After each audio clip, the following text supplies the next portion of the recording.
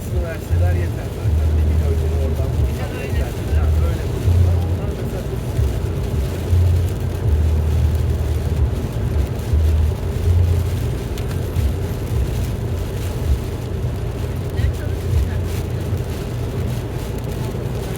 yani şöyle Mehmet'in kendisine bir şey oluşturması lazım. Yani ya mesela şeyde de mesela işte uçak bileti benim mesela kafamdaki BMC sorun var. Yani Türkiye'de değil olması. Bak sen de suyu çıkarttın, bakımı çıkarttın. Senin üretimini yapıyorsun ama bir yandan da mühendislik yeteneğini, kabiliyetini kullanabilecek şekilde eğriyen yeteneği gibi Türkiye'de böyle bir know-how oluşturuyor. Bu şekilde değerlendirilmesi ama sen insanlar eğrili olamazsın. İşte aktarma ayarları.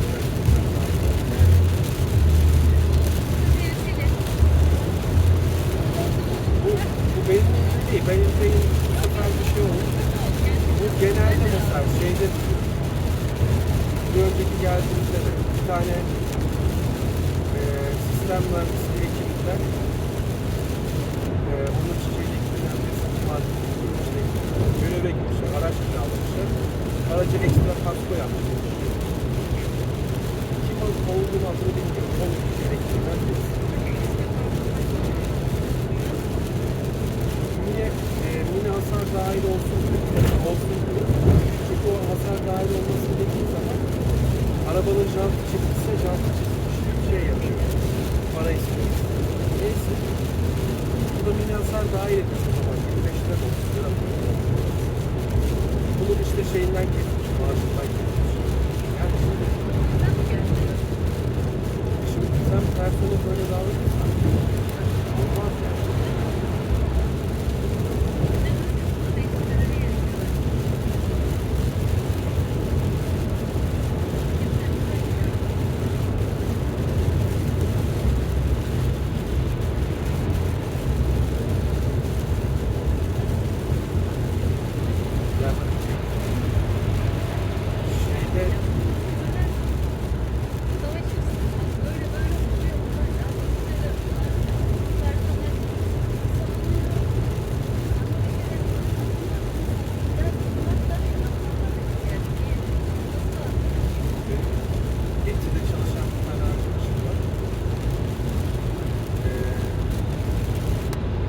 Antalya'da tenis turnuvası oluyor.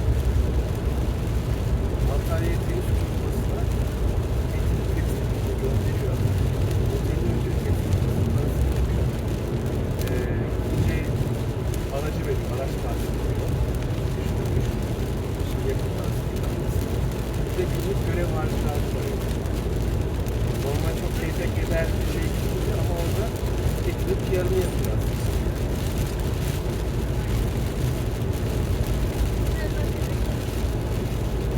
Reklama başladılar sizler. Bayağı sağda solda çıkıyor.